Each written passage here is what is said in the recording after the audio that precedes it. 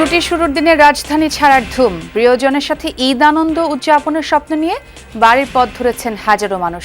ট্রেনের শিডিউলে কিছুটা বিপর্যয়। বিনা টিকিটে যাতে ভিতরে প্রবেশ না করতে পারে, যাদের টিকিট নেই কাউন্টারে পাঠানো হচ্ছে না। টিকিটের যে জাম, মানে ভিড় চাপ, মানে টিকিট তাও স্ট্যান্ডিং এ পাইছি একটা। এরা মাস্টারি করতে আসছে না, এরা মানে চোখ রাঙাইয়া কথা বলে। এরা এই দেশের আমার ট্যাক্সের পয়সার বেতনের পয়সা খায়, আমার ট্যাক্সের পয়সার বেতন খাস, তোরা আমাকে সব ধরনের পরামর্শ দিতে হবে। পবিত্র লায়লাতুল কদরের সন্ধানে রাতভর মুসল্লিদের ইবাদত বন্দেগী, মহান আল্লাহর ক্ষমা ও নৈকট্য লাভের আশায় মসজিদে মসজিদে দোয়া।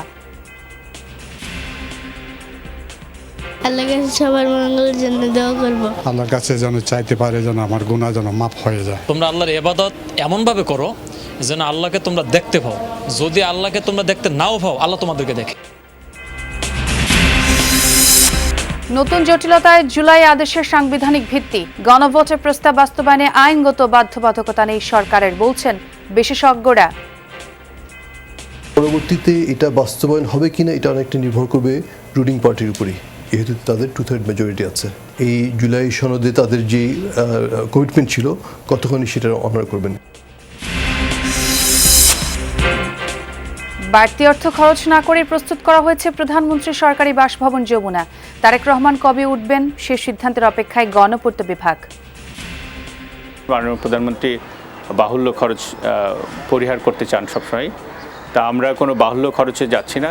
যখনই সিদ্ধান্ত হবে আমরা উইদিন 2 উইকসের ভিতরে আমরা রেডি করে ফেলতে পারবো। গ্রাহক সেবায় ঈদের ছুটিতে সার্বক্ষণিক সচল থাকবে ব্যাংকের এটিএম বুথ। পর্যাপ্ত টাকা রাখার পাশাপাশি নিশ্চিত করা হবে নিরাপত্তা, নেই ভোগান্তির আশঙ্কা। ইরানের রাজধানী তেহরান সহ অ্যান্টি স্যাটেলাইট ব্যবস্থা লক্ষ্য করে ইসরায়েলের হামলা, পাল্টা জবাব দিচ্ছে তেহরান। নতি না স্বীকার করার ঘোষণা পেজেশকিয়ানের।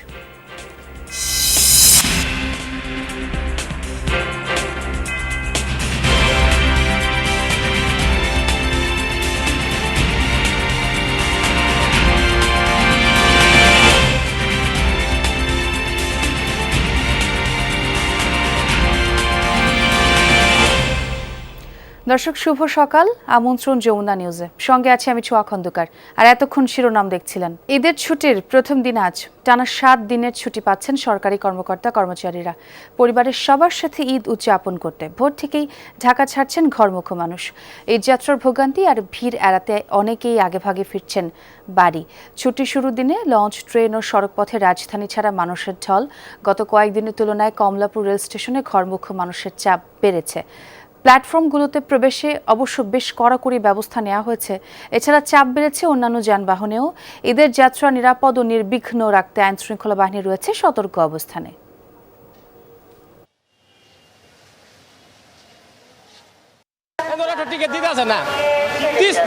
যে জাম, মানে ভিড় চাপ, মানে টিকিট তাও স্ট্যান্ডিং এ পাইছি একটা। বিনা টিকিটে যাত্রীদের প্রতিরোধ করা হচ্ছে যাতে বিনা টিকিটে যাত্রী ভিতরে প্রবেশ না করতে পারে। যাদের টিকিট নেই কাউন্টারে পাঠানো হচ্ছে, কাউন্টার থেকে 25% স্ট্যান্ডিং টিকিট দেওয়া হচ্ছে। ঈদ যাত্রায় মহাসড়কগুলোতে বেড়েছে যানবাহনের চাপ। প্রিয়জনের সাথে ঈদ আনন্দ ভাগাভাগি করতে গ্রামের বাড়িতে ছুটছে মানুষ। ঢাকা টাঙ্গাইল মহাসড়কের কয়েকটি পয়েন্টে যাত্রী তোলার কারণে যানবাহনের কিছুটা জটলা থাকলেও এখন পর্যন্ত বড় ধরনের যানজটের কোনো ভোগান্তি নেই। তবে বরাবরের মতোই বাসে বাড়তি ভাড়া নেওয়ার অভিযোগ করেছেন যাত্রীরা। সিট ফাঁকা না থাকা, অতিরিক্ত ভাড়ার কারণে অনেকেই ট্রাক পিকআপে করে বাড়ির পথ ধরেছেন। ঢাকা চট্টগ্রাম মহাসড়ক ও ঢাকা ভাঙ্গা এক্সপ্রেসওয়েতেও যান চলাচল স্বাভাবিক রয়েছে। পদ্মা সেতু দিয়ে বেড়েছে মোটরসাইকেল পারাপার। মহাসড়কগুলোতে যানবাহন চলাচলে শৃঙ্খলা রাখতে কাজ করছে পুলিশ। এদিকে পাটুরিয়া দৌলতদিয়ায় নৌরুটে নির্বিঘ্নেই চলছে ফেরি পারাপার।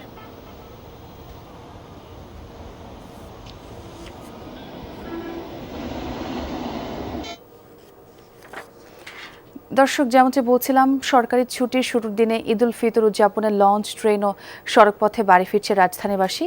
আমার সহকর্মীরা বিভিন্ন পয়েন্টে রয়েছেন, আমরা সবার সাথেই কথা বলবো। তবে একটু আমার সহকর্মী প্রথমে তাজনুরের সঙ্গে একটু কথা বলতে চাই। তাজনুর, নিশ্চয়ই আমাকে শুনতে পাচ্ছেন। আপনি এই মুহূর্তে যেই পয়েন্টে রয়েছেন, আমাদের একটু সেখানকার খবরাখবর জানাবেন। যাত্রী চাপ কেমন দেখছেন এবং শিডিউল বিপর্যয়ের মতো কিংবা অতিরিক্ত ভাড়া আদায়ের মতো কোনো অভিযোগ কি আপনি পেয়েছেন কিনা?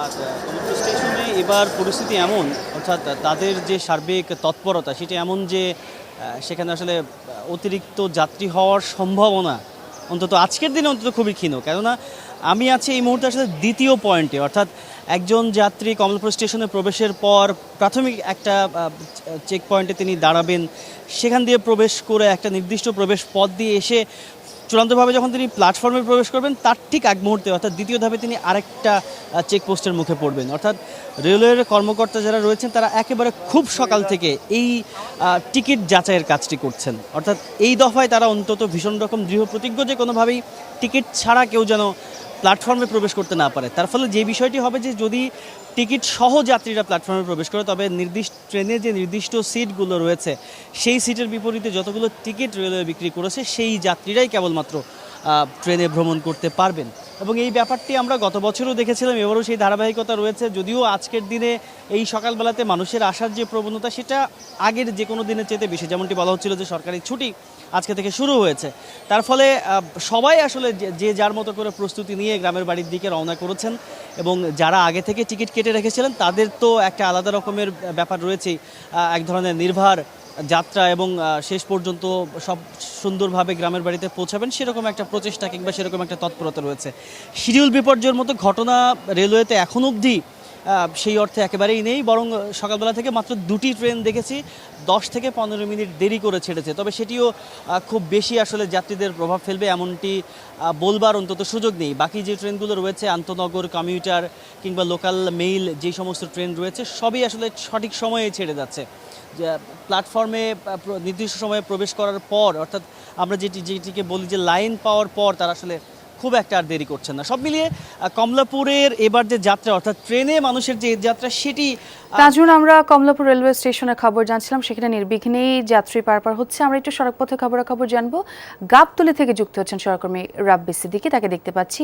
রাব্বি, সড়কপথের কি অবস্থা, সেখানে যাত্রী চাপ কেমন দেখছেন এবং তারা কি বলছেন তাদের যাত্রা নিয়ে?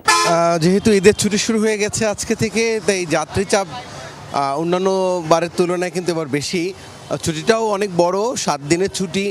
আজকে দীর্ঘ একটা চাপ হবে এবং সেটি কিন্তু দেখা যাচ্ছে গাবতলীতে কিন্তু গাড়ির চাপ, মানুষের চাপ এবং সবাই কিন্তু বলছে যে এখন পর্যন্ত গাবতলী পর্যন্ত আসতেই কিন্তু অনেকের অনেক বেগ পেতে হয়েছে।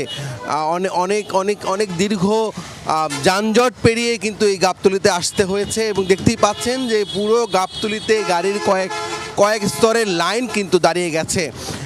আমরা দেখছি যে প্রত্যেকটি কাউন্টারের সামনে যেমন যাত্রীদের চাপ আছে, ঠিক তেমনি অনেকে আগাম টিকিট করেনি, ইনস্ট্যান্ট এসে তারা টিকিটের জন্য অপেক্ষা করছেন।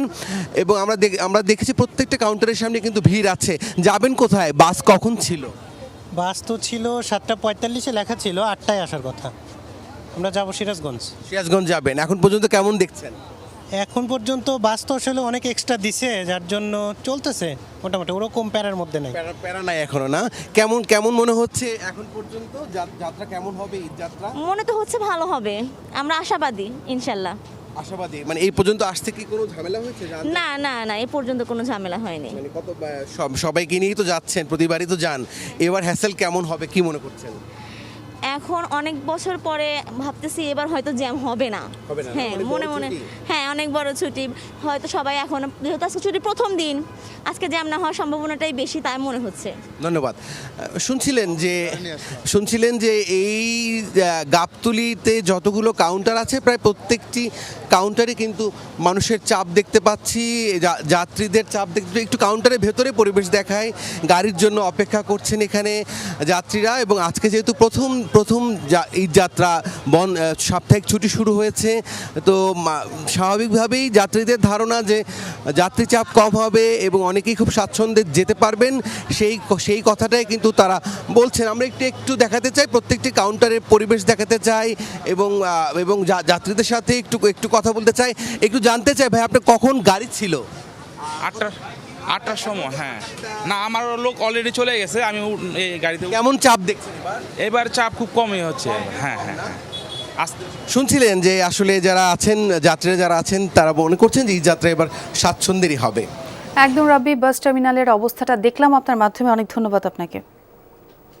দর্শক, এবার একটু মানিকগঞ্জের পাচুরিয়া ফেরি ঘাটে আপনাদের নিয়ে যেতে চাই। সেখানে আমার সহকর্মী বিএ খোরশেদ রয়েছেন, তার সঙ্গে কথা বলবো। খোরশেদ, ফেরিতে যানবাহন ও ঘরমুখী মানুষের চাপ কেমন দেখলেন? সব মিলিয়ে সার্বিক ব্যবস্থাপনা নিয়ে যাত্রীরা আসলে কতটুকু সন্তুষ্ট, তারা কি বলছেন?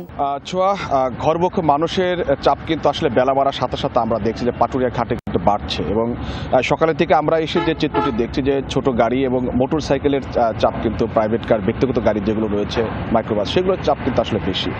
তবে ঘাটে এই মুহূর্তে দূরপাল্লার কোনো যানবাহন কিন্তু আমরা যে অপেক্ষমান যে সকল যানবাহন সেগুলো কিন্তু আসলে দেখছি না। যেটি বললাম যে আসলে বেশ মোটর সাইকেলের চাপ কিন্তু আমরা সকাল থেকে দেখছি। আমি এই মুহূর্তে রয়েছি পাটুরিয়া 3 নম্বর ফেরিঘাটে। 3 নম্বর ফেরিঘাটে আপনি হয়তো দেখতেই পাচ্ছেন যে কিছু যানবাহন কিন্তু, মোটর সাইকেল, সেগুলো কিন্তু ফেরি পারের জন্য কিন্তু রয়েছে, এবং একইভাবে সড়কেও কিন্তু আমরা দেখছি যে দীর্ঘ সারিতে যে ছোট গাড়ি সেগুলো কিন্তু আসলে ওঠার অপেক্ষায় রয়েছে। ব্যবস্থাপনা নিয়ে যাত্রীদের পক্ষ থেকে এখন পর্যন্ত আসলে কোনো ধরনের অভিযোগ আসলে নেই। তারা যেটি বলছেন যে তারা এসে সহজেই কিন্তু ফেরি কিন্তু পার হতে পারছে, পারাপার যেহেতু স্বাভাবিক রয়েছে। এবং বিআইডব্লিউটি এর পক্ষ থেকে যেটি বলা হয়েছে যে 17টি ফেরি এখানে পারাপারের জন্য নিয়োজিত রয়েছে, এবং 32টি লঞ্চ দিয়ে কিন্তু ঘরমুখী মানুষকে পারাপার করেছে, এবং তারা আশা করছেন তাদের যে প্রস্তুতি, সেই প্রস্তুতিতে বড় ধরনের দুর্ভোগ এবং ভোগান্তি ছাড়াই আসলে এবার ঘরমুখী মানুষ কিন্তু পাটুরিয়া দৌলতদিয়া ঘাট কিন্তু পার হতে পারবেন। এবং যাত্রীদের পক্ষ থেকে আসলে স্বস্তি প্রকাশ করা হয়েছে, তাদেরও আসলে এখন পর্যন্ত কোনো অভিযোগ নেই। তবে আমরা যে বিষয়টি দেখছি যে কয়েকটি ঘাটে আসলে লো ওয়াটার লেভেল করতে গিয়ে সেখানে দেখছি একটু এবড়ে থেবড়ে অবস্থা রয়েছে। সেখানে উঠানামায় আসলে যে সকল পণ্যবাহী যে সকল ট্রাকগুলো রয়েছে সেগুলো মাঝে মধ্যে আসলে উঠতে অনেক বিপদ হচ্ছে। অনেক ট্রাকে কিন্তু ইতোমধ্যে কয়েকটি কিন্তু ফেসে গেছে। তবে কর্তৃপক্ষ যেটি বলছেন যে হয়তোবা এই যে যানবাহন এবং যাত্রীর যে চাপ, সেটি আসলে বেলা বাড়ার সাথে সাথে আরও বাড়তে থাকবে, যেহেতু ঈদের ছুটি আসলে শুরু হয়ে গেছে। মানুষ কিন্তু প্রিয়জনদের সাথে ঈদ করতে কিন্তু ঘরমুখ দক্ষিণ পশ্চিমে মানুষ কিন্তু চলছে স্বাভাবিক। একদম একদম। খোরশেদ, ফেরিঘাটের খবরও জানলাম, আপনাকে অনেক ধন্যবাদ। দর্শক, আমরা ফেরিঘাটের খবর শুনছিলাম, আমরা আবারও মহাসড়কের খবর জানবো। ঢাকা টাঙ্গাইল মহাসড়কের চন্দ্রায় আছেন সহকর্মী মাহফুজুর রহমান নিপু। নিপু, মহাসড়কে ঘরমুখী মানুষের চাপ কেমন, এবং বাসে সরকার নির্ধারিত ভাড়া কি মানা হচ্ছে কিনা? আসলে ঈদেই যে যাত্রীদের যে একটি সব কমন অভিযোগ থাকে, সেটা হচ্ছে বাড়তি ভাড়া। সেই বাড়তি ভাড়ার অভিযোগ কিন্তু আমরা এবারও পেয়েছি, অর্থাৎ আজকে সকাল থেকেই কিন্তু যানবাহনের থেকে যাত্রীরা অভিযোগ করছেন যে তারা নির্ধারিত ভাড়ার চেয়ে বেশ কিছু বেশি ভাড়া চাচ্ছেন পরিবহন শ্রমিকরা। এই বিষয়টি কিন্তু আমরা সকাল থেকে দেখেছি। আপনাকে একটু জানিয়ে রাখি, আজকে সকাল থেকে নবীনগর চন্দ্রা আবদুল্লাহপুর বাইপাল এবং ঢাকা টাঙ্গাইল মহাসড়কের কয়েকটি পয়েন্ট ছাড়ার একেবারে পুরো সড়কটি কিন্তু একেবারে স্বস্তির রয়েছে, এবং এই যাত্রাটি এখন পর্যন্ত স্বস্তির যাত্রা রয়েছে।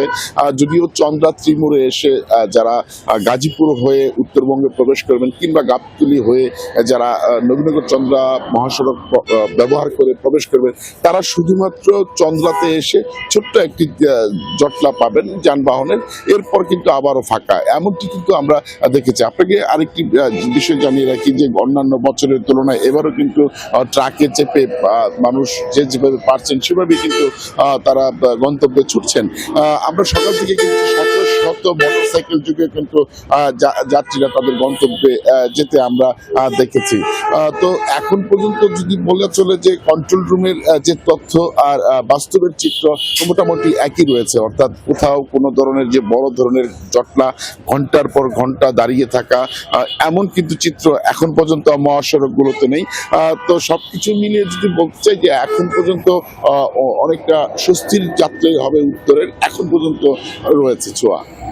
এবং সেই সাথে চন্দ্রতেটের ছোট্ট একটা জটলাও আমরা দেখলাম। অনেক ধন্যবাদ নিব আপনাকে এখন আমাদের সঙ্গে যোগ দেওয়ার জন্য।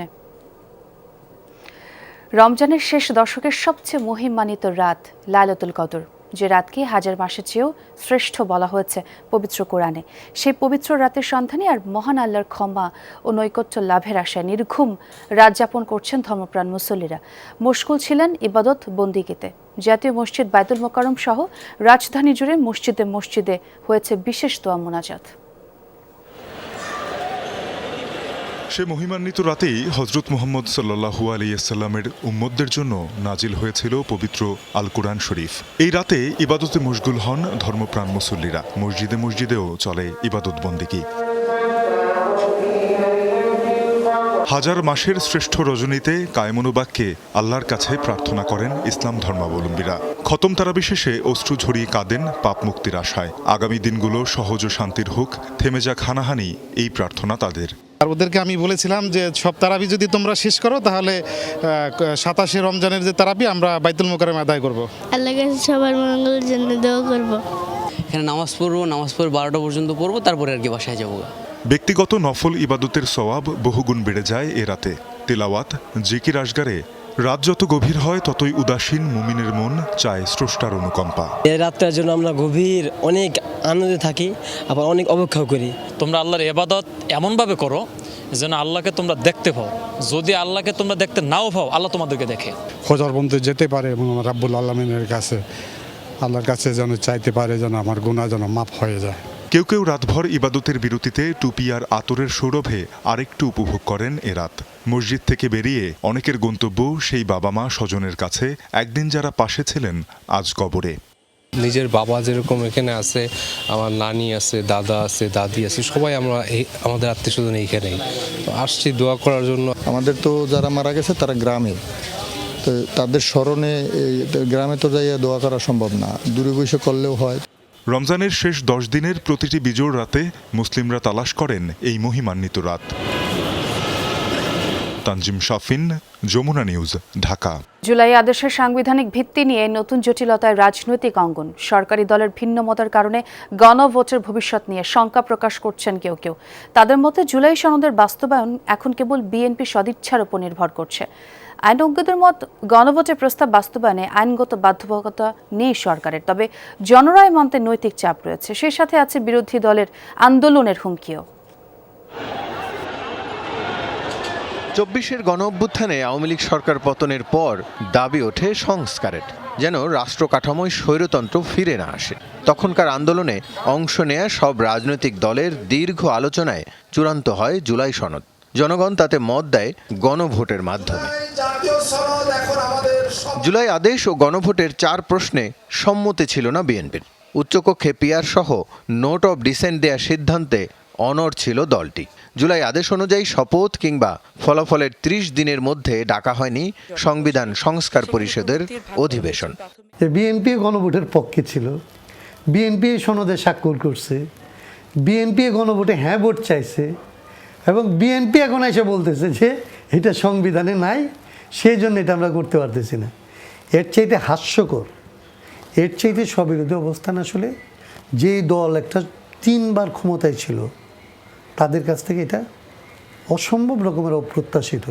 জনগণের রায় সর্বোচ্চ সিদ্ধান্ত ধরা হলেও বাস্তবায়নের বাধ্যবাধকতা নিয়ে ভিন্ন মত আইনজ্ঞদের।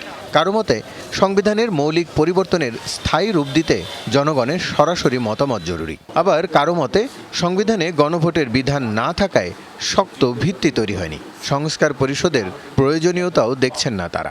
এটা আপনি গণভোট করলেন, গণভোট করলে মানে রায় আসলো যে আমাদের নেক্সট নির্বাচন 20 বছর পরে হবে, তো এটা তো সংবিধান পরিপন্থী। অতএব এই গণভোটের রায় তো আপনি এই সংসদের মেয়াদ 20 বছর করতে পারবেন না। তো সংবিধানের সাথে সাংঘর্ষিক বিধানগুলি তো আপনি সংসদে পাশ করলেও এটা কোর্টে বাতিল হয়ে যাবে। সংবিধান সংস্কার পরিষদ কিন্তু যে পাওয়ারটা এক্সারসাইজ করবে সেটা is not a power of amendment, it is a higher power. এটা বলে the constituent power of the people. সেই জন্য এই constituent power of the people exercise করে যদি এই অ্যামেন্ডমেন্টগুলো আনা হয় বা এই পরিবর্তনগুলো আনা হয়, সেক্ষেত্রে এটা আরও বেশি স্থায়ী হবে এবং এটা কোর্টেও চ্যালেঞ্জ করার সুযোগ থাকবে না।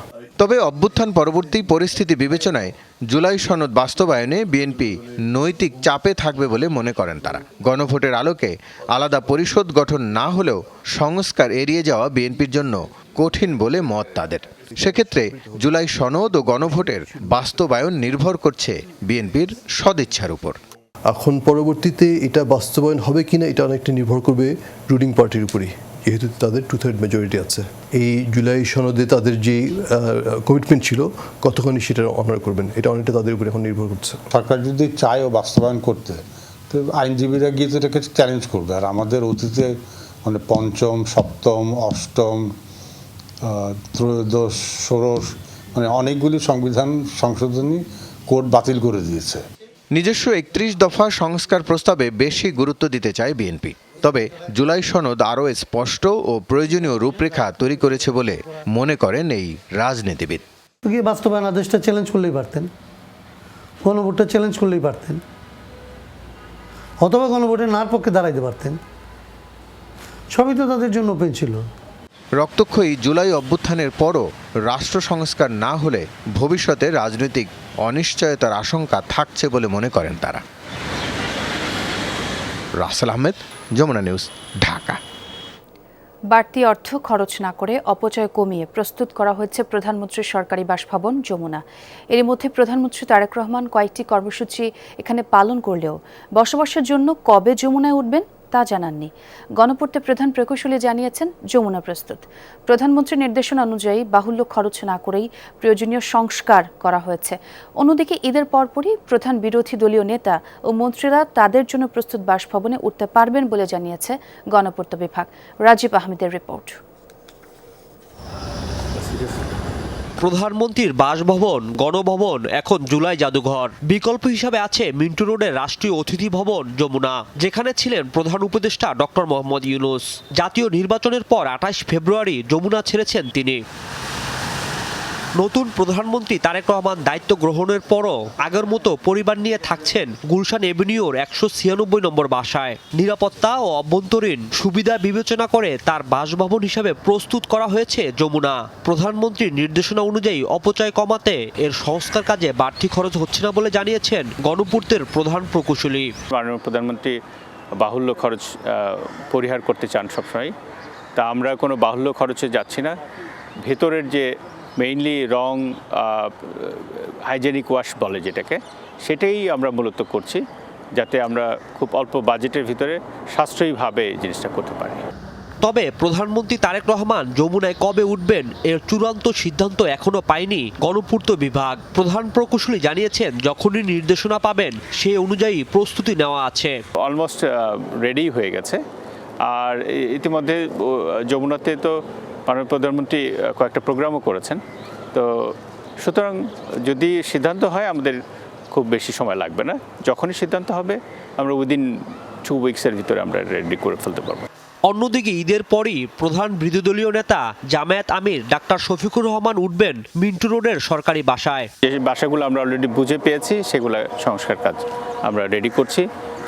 কিছু কিছু মন্ত্রী মহোদয়দের হয়তো আমরা ঈদের আগেই বুঝিয়ে দিতে পারবো, আর বাকিগুলো আমরা ঈদের পর ইনশাল্লাহ সবাইকে উঠাই দিতে পারবো। প্রস্তুত আছে মন্ত্রী প্রতিমন্ত্রীদের বাসভবনও। এরই মধ্যে বেশ কয়েকজন মন্ত্রী ও প্রতিমন্ত্রী উঠেছেন মিন্টু রোড ও বেলি রোডের সরকারি বাসায়। রাজীব আহমেদ, যমুনা নিউজ, ঢাকা। নিয়মিত ব্যাংকিং বন্ধ থাকায় ঈদের ছুটিতে এটিএমে লেনদেন বাড়ে কয়েক গুণ বেশি। তাই এই সময় প্রতিটি বুথে পর্যাপ্ত টাকা রাখার পাশাপাশি নিরাপত্তা নিশ্চিত করার নির্দেশনা দিয়েছে বাংলাদেশ ব্যাংক। ব্যাংকাররা বলছেন গ্রাহক সেবা নিশ্চিতে সব ধরনের উদ্যোগ নিয়েছেন তারা। ছুটির সময়ে কেন্দ্রীয়ভাবে ২৪ ঘণ্টায় পর্যবেক্ষণ করা হবে প্রতিটি বুথ। সোমবারই শেষ হয়েছে নিয়মিত ব্যাংকিং কার্যক্রম। বুধবার নির্বাহী আদেশে বন্ধ ঘোষণা করায় আজ থেকেই শুরু ঈদের ছুটি। বুধ ও বৃহস্পতিবার বিশেষ ব্যবস্থায় ব্যাংকের কিছু শাখা খোলা থাকলেও নিয়মিত লেনদেন বন্ধ থাকবে 7 দিন। এ সময় নগদ টাকার চাহিদা পূরণের একমাত্র মাধ্যম এটিএম বুথ। কিন্তু বুথে পর্যাপ্ত টাকা না থাকা এবং যান্ত্রিক ত্রুটির কারণে অনেক সময় বিড়ম্বনায় পড়তে হয় গ্রাহকদের। ভোগান্তি এড়াতে এবার আগেভাগে উদ্যোগ নেবে ব্যাংক, এমন প্রত্যাশা গ্রাহকদের। আমরা অবশ্যই চাইবো যে যেন এটিএম সেবাটা যেন অবশ্যই স্মুদার থাকে, যেন আমরা অবশ্যই ট্রানজ্যাকশনটা যেন সাধারণ মানুষ যেন ট্রানজ্যাকশন করতে পারে, টাকা পয়সা লেনদেন করতে পারে। আমরা অবশ্যই চাইবো যেন স্মুথ একটা ট্রানজ্যাকশন হয়, টাকাটা মানুষ এসে তুলতে পারে যাতে মানুষ ভোগান্তি না পড়ে। এটা আমরা জনগণের কাছে চাই এবং প্লাস ব্যাংক কর্তৃপক্ষের কাছে আমাদের একটা দাবি। এটিএমে পর্যাপ্ত পরিমাণ টাকা থাকা দরকার এবং নেটওয়ার্কের একটা সমস্যা থাকে, এটা যেন না থাকে। এই দুইটা জিনিস থাকলে আমার মনে হয় খুব ভালো হয়। গ্রাহক সেবার বিষয়টি মাথায় রেখে ঈদের ছুটিতে এটিএম বুথ সার্বক্ষণিক সচল রাখার নির্দেশনা দিয়েছে বাংলাদেশ ব্যাংক। পর্যাপ্ত টাকা রাখার পাশাপাশি নিশ্চিত করতে বলা হয়েছে নিরাপত্তাও। এটিএম বুথগুলো যে ব্যাংক স্থাপন করেছে তাদের ব্যাংকিং ব্যবসায়িক উদ্দেশ্যে সেই ব্যবসা যদি তারা না করে, দ্যাট ইজ গ্রাহককে যদি সেবা না দেয়, তো তার তো নিজের ব্যবসায়িক মানে সুনামি তো ক্ষুণ্ণ হবে। অর্থাৎ ব্যাংক নিজের স্বার্থেই চাবে তাদের ইগুলো যাতে প্রতিটি এটিএম মেশিন বা সিআরএম মেশিনগুলো কার্যকর থাকে এবং পর্যাপ্ত অর্থ দ্বারা লোড করা থাকে। ব্যাংকাররাও বলছেন নিরবিচ্ছিন্ন সেবা দিতে সব প্রস্তুতি আছে তাদের। এটিএম বুথে টাকার কোনো সংকট হবে না। ছুটির মধ্যেও 24 ঘন্টায় প্রতিটি বুথ পর্যবেক্ষণের মধ্যে থাকবে বলেও আশ্বাস দিয়েছেন ব্যাংকাররা। এই ঈদের এই দীর্ঘ যে ছুটি, 7 দিনের ছুটি পড়ছে, এটিএম বুথে পর্যাপ্ত ক্যাশ থাকবে এবং ক্যাশের যেন কোনো প্রকার ঘাটতি না হয় এবং অন্য কোনো প্রকার সমস্যা যেন না, সেই জন্য আমাদের কর্মকর্তাগণ সেন্ট্রালি এটা সারা বাংলাদেশেই মনিটরিং করে থাকবে। ঈদের ভিতরেও, ছুটির ভিতরেও তাদের সার্ভিস আমাদের টিম কাজ করবে। যে এটিএম বুথগুলা আমাদের খালি থাকবে সেখানে রিলোডিং হবে, আর সিআরএমগুলো যেখানে আবার রিলোডিং দুইটাই করতে হবে, যাতে মানুষের সাধারণ জনগণের বা আমাদেরকে বা কোনো অসুবিধা না হয় সেভাবে আমাদের পুরোপুরি প্রস্তুতি আছে, আমরা সেই ব্যবস্থা নেব। কেনাকাটা সহ বিভিন্ন লেনদেনে ব্যবহার বেড়েছে কার্ড ও মোবাইল ব্যাংকিংয়ের, তাই নগদ টাকার চাহিদা আগের চেয়ে কম। এছাড়া এক ব্যাংকের কার্ড দিয়ে অন্য ব্যাংকের এটিএম বুথ থেকে টাকা তোলার সুযোগ থাকায় ভোগান্তিতে পড়ার আশঙ্কা নেই বলেও জানান ব্যাংকাররা। আলমগীর হোসেন, যমুনা নিউজ, ঢাকা। ইরানে চলছে যুক্তরাষ্ট্র ইসরায়েল যৌথ হামলা। মঙ্গলবার ভোর রাত থেকে সিরিজ বোমা বিস্ফোরণের শিকার রাজধানী তেহরান। টানা মিসাইল হামলা চলছে শহরের বিভিন্ন অঞ্চলে। ইরানের একাধিক সামরিক স্থাপনার পাশাপাশি টার্গেট করা হচ্ছে মহাকাশ গবেষণা কেন্দ্র। অ্যান্টি স্যাটেলাইট ব্যবস্থা লক্ষ্য করে হামলার দাবি করেছে ইসরায়েল। আক্রান্ত হচ্ছে খারাস, শাহরিয়ার ও সিরাজ শহরও। অন্যদিকে ইরাকে বাগদাদের মার্কিন দূতাবাসের কাছে পাওয়া গেছে বিস্ফোরণের আওয়াজ। রাজধানী গ্রিন জোনে ড্রোন হামলার জেরে আগুন ধরে যায় একটি হোটেলে। ভবনটি দীর্ঘদিন ধরে ব্যবহৃত হয় ইউরোপীয় কূটনীতিকদের আবাস হিসেবে। কাছাকাছি রয়েছে ইউরোপের বিভিন্ন দেশের দূতাবাস। কাতারের যুক্তরাষ্ট্রের আল উদেইদ বিমান ঘাঁটি লক্ষ্য করে ইরানের ছোড়া কমপক্ষে 14টি ড্রোন ধ্বংসের দাবি করেছে দোহা। আইআরজিসি ড্রোন প্রতিহতের দাবি করেছে সংযুক্ত আরব আমিরাত। আগ্রাসীদের কাছে কখনো নতি স্বীকার করবে না ইরান। ভবিষ্যতে ইরানের ভূখণ্ডে আর কোনো হামলা হবে না, এই নিশ্চয়তা না পাওয়া পর্যন্ত যুদ্ধ বন্ধের কথা বলা অর্থহীন। সামাজিক যোগাযোগ মাধ্যম এক্সে দেয়া পোস্টে এমন মন্তব্যই করেছেন ইরানের প্রেসিডেন্ট মাসুদ পেজেশকিয়ান। বলেন, যুক্তরাষ্ট্র ও ইসরায়েলের সাথে যুদ্ধ ইরান শুরু করেনি। আগ্রাসনের বিরুদ্ধে দেশকে রক্ষা করা তেহরানের অধিকার। আঞ্চলিক মার্কিন সামরিক ঘাঁটিগুলো ব্যবহার করে ইরানের বিরুদ্ধে পদক্ষেপ বন্ধের দাবি জানান তিনি। বলেন, ইসরায়েল যুক্তরাষ্ট্রের আগ্রাসন উপেক্ষা করলে মধ্যপ্রাচ্যে শান্তি প্রতিষ্ঠা সম্ভব নয়। হামলাকারীদের বিরুদ্ধে চাপ তৈরিতে আন্তর্জাতিক মহলের প্রতি আহ্বানও জানান। চলমান যুদ্ধ ইস্যুতে ফ্রান্সের প্রেসিডেন্ট ইমানুয়েল ম্যাক্রনের সাথে ফোনে আলোচনা হয়েছে বলে জানিয়েছেন পেজেশকিয়ান। ইরানের সামরিক সক্ষমতার সঠিক আন্দাজ না করেই যুদ্ধে জড়িয়েছে যুক্তরাষ্ট্র ও ইসরায়েল। অপরদিকে 4 দশকেরও বেশি সময় ধরে যুদ্ধের প্রস্তুতি নিয়েছে ইরান। তৈরি করেছে অত্যাধুনিক মিসাইল আর কম খরচের ড্রোনের ভান্ডার।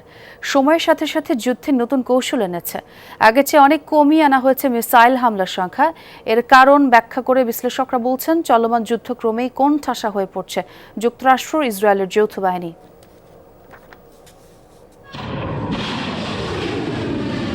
2 সপ্তাহেরও বেশি সময় ধরে চলমান যুদ্ধে ইরানের ক্ষেপণাস্ত্র সক্ষমতা, নৌবাহিনী আর ড্রোন তৈরির কারখানাগুলো ধ্বংসের দাবি করেছে যুক্তরাষ্ট্র। ইরানের আকাশসীমার পূর্ণ নিয়ন্ত্রণও নিয়েছে বলে দাবি যুক্তরাষ্ট্র ইসরায়েলের যৌথ বাহিনীর। প্রশ্ন উঠছে, এত ক্ষয়ক্ষতির পরেও কিভাবে যুক্তরাষ্ট্রের মতো পরাশক্তির বিরুদ্ধে টিকে আছে ইরান? বিশ্লেষকরা বলছেন, ইরান পাল্টা জবাব কেমন দেবে তা নিয়ে হিসাবে গরমিল করেছিল ট্রাম্প প্রশাসন। অপরদিকে দীর্ঘদিন ধরে এ ধরনের অসম যুদ্ধে টিকে থাকার প্রস্তুতি আগেই নিয়ে রেখেছিল তেহরান। যুদ্ধ শুরুর পর ইরানের প্রতিক্রিয়া কেমন হবে সেই অনুমানে ভুল করেছে যুক্তরাষ্ট্র ও ইসরায়েল। স্পষ্টতই এমন পরিস্থিতির জন্য 40 বছরেরও বেশি সময় ধরে প্রস্তুতি নিয়েছে ইরান। শক্তিশালী বাহিনী থাকায় যুক্তরাষ্ট্র এই যুদ্ধে জয়ী হওয়ার সম্ভাবনা অবশ্যই আছে, তবে প্রতিদিনই ক্ষয়ক্ষতির পরিমাণ বাড়ছে। শুধু জনবল বা অর্থের দিক থেকে নয়, উপসাগরীয় অঞ্চলে যুক্তরাষ্ট্র যে সর্বশক্তিমান শক্তি, সেই মিথটাই ভেঙে গেছে। অসম এই যুদ্ধের প্রস্তুতিতে মাটির গভীরে সুড়ঙ্গ কেটে মিসাইলের শহর গড়ে তুলেছে ইরান। থরে থরে সাজিয়ে রাখা হয়েছে অত্যাধুনিক সব মিসাইল। ইসরায়েলের গোয়েন্দা সংস্থাগুলোর ধারণা, ইরানের কাছে প্রায় 3000 মিসাইল থাকতে পারে, যার মধ্যে মাত্র 500টির মতো খরচ হয়েছে গেল বছরের 12 দিনের যুদ্ধে। এদিকে পেন্টাগনের তথ্য বলছে যুদ্ধ শুরুর পর থেকে মিসাইল হামলার পরিসর প্রায় 90% কমিয়ে এনেছে ইরান। তবে এটিকে তেহরানের সমর কৌশল হিসেবে ব্যাখ্যা করছেন বিশ্লেষকরা। কৌশলগত সুবিধা পেতে নিজেদের ক্ষেপণাস্ত্রের মজুদ ফুরানোর আগেই ইসরায়েল ও আরব দেশগুলোর মিসাইলের স্টক শেষ করার ছক কষেছে বিপ্লবী গার্ড বাহিনী। তাই আগের চেয়ে আরও কম সংখ্যক মিসাইল হামলা করছে ইরান।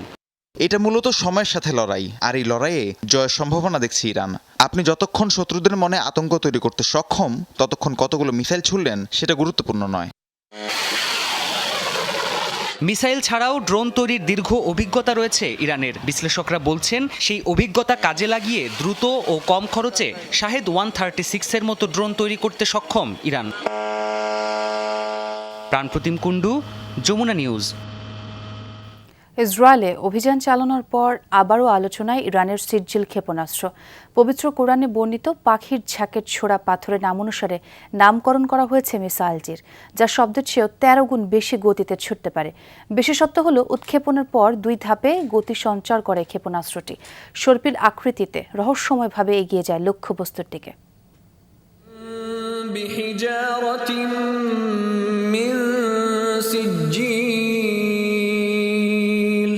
পবিত্র কোরআনে বর্ণিত সূরা ফিলে উল্লেখ আছে সিজ্জিল শব্দটি। আবাবিল পাখি থেকে ছোড়া পাথরকে সিজ্জিল বলা হয়। আব্রাহার হস্তি বাহিনী ধ্বংস হয়ে যায় এই সিজ্জিলের আঘাতেই। তারই নামানুসারে হাইপারসনিক মিসাইলের নামকরণ করেছে ইরান।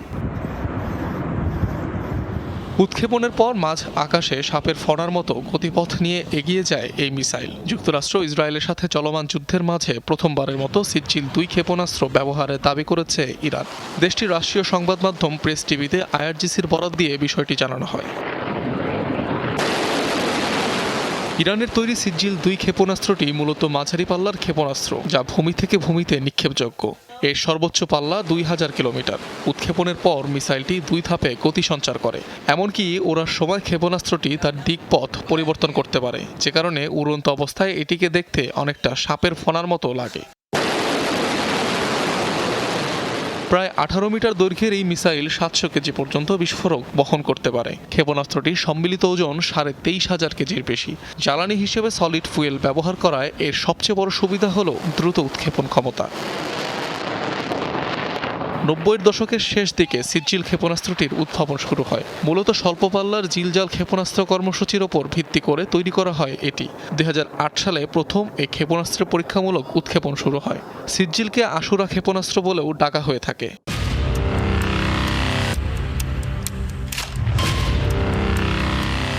এর আগে ইসরায়েলের সাথে 12 দিনের যুদ্ধেও মিসাইলটি ব্যবহারের অভিযোগ ওঠে ইরানের বিরুদ্ধে।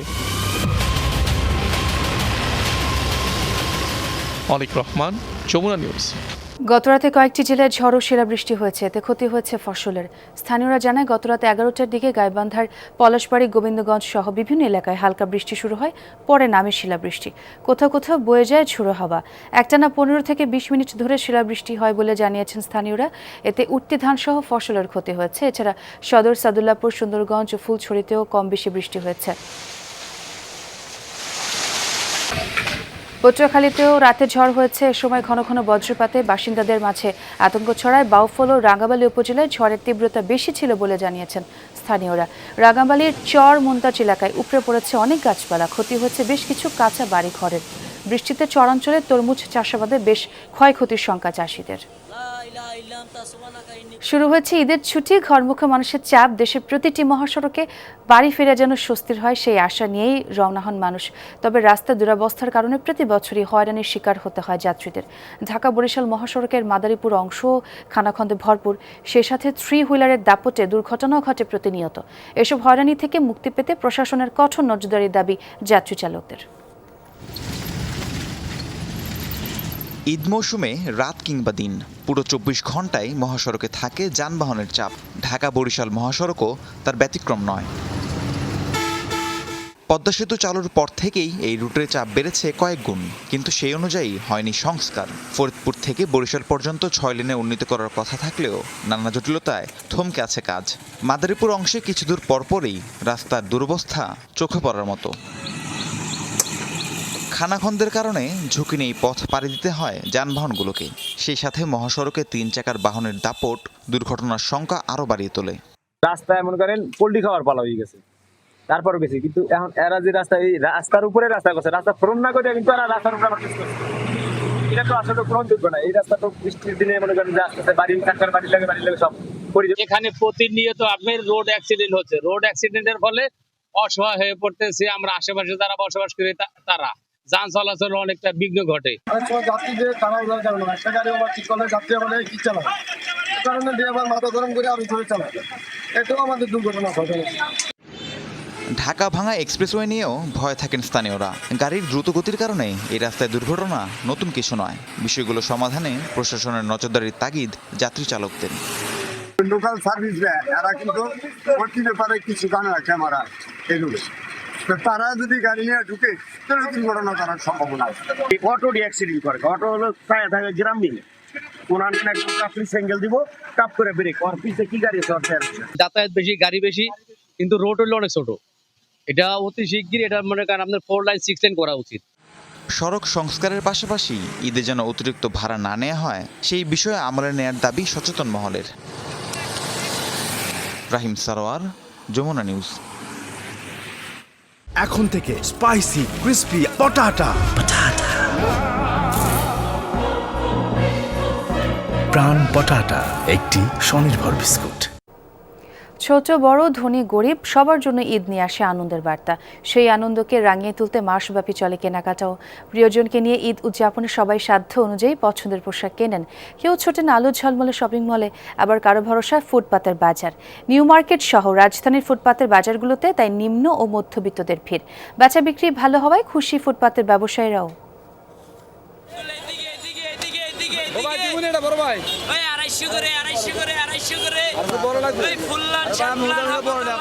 প্রতিটি ঈদ মুসলমানদের কাছে আনন্দ ও মর্যাদার হলেও খুশির ঈদ উদযাপনে সবার সামর্থ্য এক নয়। ফলে স্বাদ আর সাধ্যের হিসেবটা কষে দেখা বাজারে এসে।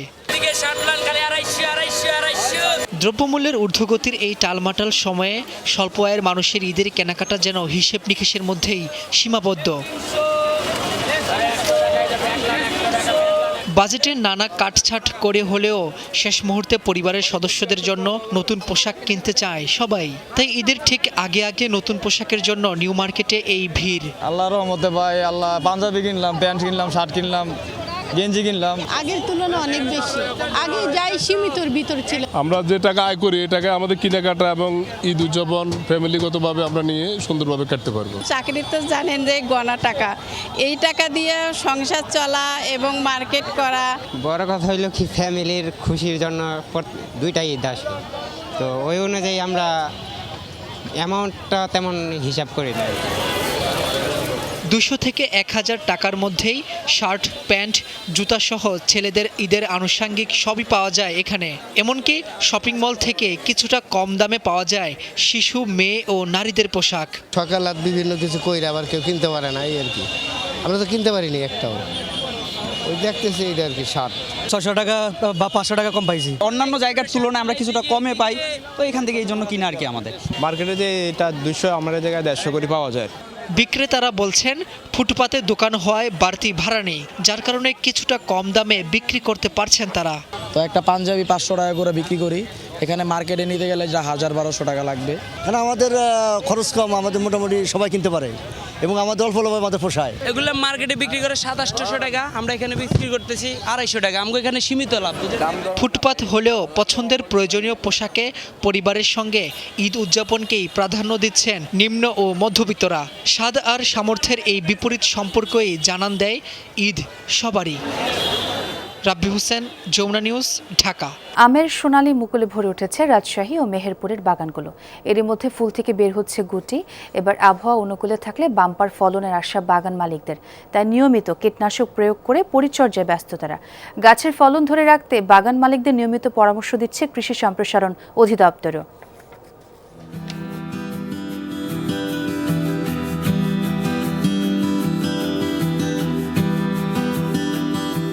বাতাসে মৌ মৌ গন্ধ, সোনালী মুকুলে ভরে গেছে রাজশাহীর আম বাগানগুলো। আসতে শুরু করেছে গুটিও। গাছের পরিচর্যায় ব্যস্ত বাগানীরা। গবেষকরা বলছেন এবছর আবহাওয়া অনুকূলে থাকায় জেলার সিংহভাগ গাছেই মুকুল এসেছে। কালবৈশাখী ঝড়ের মতো প্রাকৃতিক দুর্যোগ না হলে বাম্পার ফলনের প্রত্যাশা চাষিদের। গত বছর এই বাগানে মুকুল একদমই কম আসছিল, আর যতটুকু আসছিল বৃষ্টি না হওয়ার ফলে একদম ঝরে গেছিল। আমের ফলন খুবই কম হয়েছিল। আবহাওয়া হয়তো খুবই ভালো থাকে, আল্লাহর রাস্তায় অনেক ফলন হবে। এবছর যে মৌসুম তাতে মুকুলের অবস্থা খুবই ভালো, বলা যায় যে প্রায় 80% গাছে মুকুল চলে এসেছে এবং আরও কিছু হয়তো আসতে পারে। রাজশাহী কৃষি সম্প্রসারণ অধিদপ্তর জানিয়েছে জেলার 19,188 হেক্টর জমিতে আমের ফলন হচ্ছে। সেখান থেকে 3.25 লাখ মেট্রিক টন আম উৎপাদনের লক্ষ্যমাত্রা ধরা হয়েছে। এবার আমের প্রচুর পরিমাণ মুকুল এসে, তো আমরা এখন গুঠি স্প্রে করছি। ওই যে গুঠি স্প্রে চলছে আমাদের। 4 ভাগের 1 ভাগও পড়ে যা তা ভালো আম বেচতে পারবে না। মুকুলে ছেয়ে গেছে মেহেরপুরের আম ও লিচু বাগানগুলো। গত বছর মৌসুমের শেষ দিকে ন্যায্য মূল্য না পাওয়ায় ক্ষতির মুখে পড়েন জেলার ব্যবসায়ী ও বাগান মালিকরা। সেই লোকসান পোষাতে এবছর আশায় বুক বেঁধেছে তারা। গতবার থেকে এবার মুকুল খুব ভালো হয়েছে, প্রচুর পরিমাণ ফলন হবে। প্রত্যেকটা বাগানে আম লিচু প্রত্যেকটা বাগানে মূল হয়েছে, বুঝছেন, মানে ভরপুর মূল। যদি আবহাওয়া খারাপ হয়ে যায় তাহলে আমরা লস খেয়ে যাবো। গতবার যেমন একবার লস খেয়েছি। ফলন ধরে রাখতে বাগান মালিক ও ব্যবসায়ীদের নিয়মিত পরামর্শ দেওয়া হচ্ছে, জানান কৃষি সম্প্রসারণ অধিদপ্তরের কর্মকর্তা। এই মুকুল থেকে যাতে তারা ফসলকে রক্ষা করতে পারে এই জন্য রুটিন স্প্রের জন্য বলছি, একটি কীটনাশক ও একটি ছত্রাকনাশক তারা স্প্রে করবে মুকুল আসার পরপরই, কিন্তু ফুল ফোটার আগে। মেহেরপুরে 2,400 হেক্টর জমিতে রয়েছে আম বাগান, আর লিচু বাগান রয়েছে 700 হেক্টর জমিতে। জারিন অর্নি, যমুনা নিউজ। ইরানে ইসরায়েল যুক্তরাষ্ট্রের যৌথ হামলায় শুধু সামরিক স্থাপনায় নয়, ক্ষতিগ্রস্ত হয়েছে দেশটির শতাব্দী প্রাচীন ঐতিহাসিক স্থাপত্য। কর্তৃপক্ষ জানিয়েছে 2 সপ্তাহে হামলার শিকার হয়েছে অন্তত 53টি ঐতিহাসিক স্থান। এর মধ্যে উল্লেখযোগ্য ইস্পাহানের চেহেল সোটন প্রাসাদ, মসজিদ জামে অফ ইস্পাহান এবং গোলিস্তান প্যালেস। ইউনেস্কো জানিয়েছে দেশটির 29টি বিশ্ব ঐতিহ্যের মধ্যে অন্তত 4টি ক্ষতিগ্রস্ত হয়েছে। ইরানের ইস্পাহানে চেহেল সোটন প্রাসাদের দৃশ্য এটি।